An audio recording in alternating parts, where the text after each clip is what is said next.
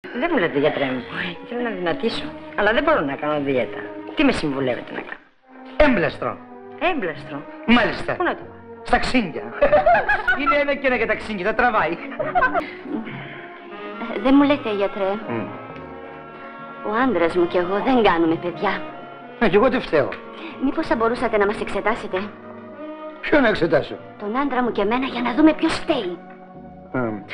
Ακούστε, κύριε μου, δεν υπάρχει λόγος να σας εξετάσω. Έχω ένα μοναδικό φάρμακο για αυτές τις περιπτώσεις. Τι φάρμακο? Έμπλαστρο. Τι έμπλαστρο? Ειδικό. Αλήθεια? Και πού να το βάλω, γιατρέ μου? Στις μασχάλες.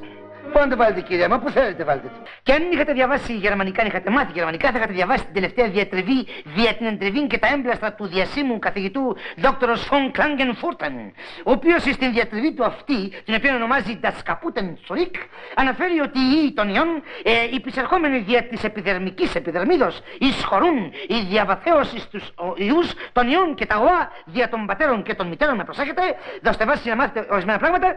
Και ούτε η πενικυλίνη, η στρεπτομικίνη, η χρυσομικίνη, η ασπιρίνη και η ασετιλίνη. Ασετιλίνη. Μάλιστα, ασετιλίνη. Διότι αν είχατε διαβάσει γερμανικά, κύριε καθηγητά, κύριε συνάδελφε, θα είχατε μάθει ότι διεθνώς σήμερα όλοι οι γιατροί του κόσμου χρησιμοποιούν την ασετιλίνη όταν σβήνουν τα φώτα.